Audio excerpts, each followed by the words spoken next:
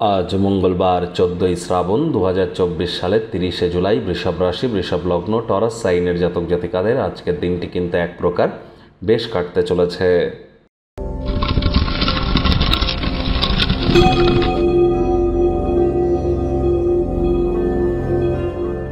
ভিডিওটির শুরুতেই আপনারা দেখতে পাচ্ছেন হনুমানজির একটি মন্ত্র, ওম নমঃ হনুমতে ভয়ভঞ্জনায় সুখম কুরু ফট স্বাহা।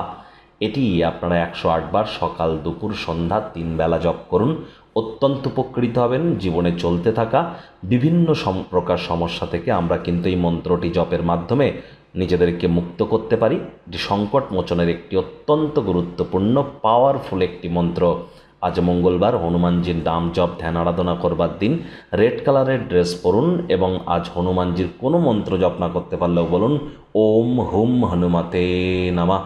দেখুন, IT sector, real estate, army, police, defence, automobile industry, pharmaceutical industry, sports ইন্ডাস্ট্রিতে যারা আছেন, রক্তঘটিত যাদের কোনো সমস্যা আছে, সবই কিন্তু মঙ্গলের আন্ডারে পড়ে।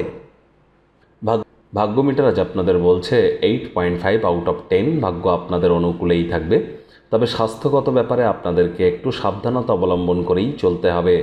বিপদের সময় ধৈর্য যেন হারাবেন না। আজ পরসমালোচনা, পরচর্চা, পরনিন্দা, রাগ, বিদ্বেষ, হিংসা, ঘৃণা, অহংকার এই ধরনের নেতিবাচক অনুভূতির আশ্রয় গ্রহণ করা থেকে বিরত থাকুন। জমি জায়গা বা আর্থিক লেনদেনের জন্য দিনটি অত্যন্ত শুভ। নতুন উদ্যোগ পরিকল্পনার পাশাপাশি নতুন নির্মাণ কার্যের শুরুয়াত করা যেতেই পারে। আয় ইনকামও বাড়তে চলেছে। চাকরিজীবীদের জন্য অফিসের পরিবেশ এক প্রকার বেশ। কাজের জায়গায় দৃঢ় কোনো পদক্ষেপ বা ডিসিশন সিদ্ধান্ত আপনাদের পক্ষেই সহায়ক ফলাফল আনবে।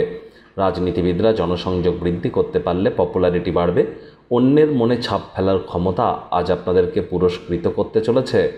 আজ হাউসওয়াইফ যারা আছেন, দিনের শুরুটা তাড়াতাড়ি করুন, দিনের শেষে নিজের জন্য সময় পেয়ে যাবেন। শিক্ষার্থী বিদ্যার্থীরা যে কোনো প্রকার পরীক্ষা প্রতিযোগিতায় অবশ্যই সফলতা অর্জন করবেন। উচ্চশিক্ষার জন্য যারা বিদেশ যাত্রার কথা ভাবছিলেন, ভাগ্যদেবীও আজ আপনাদের পক্ষেই আছেন।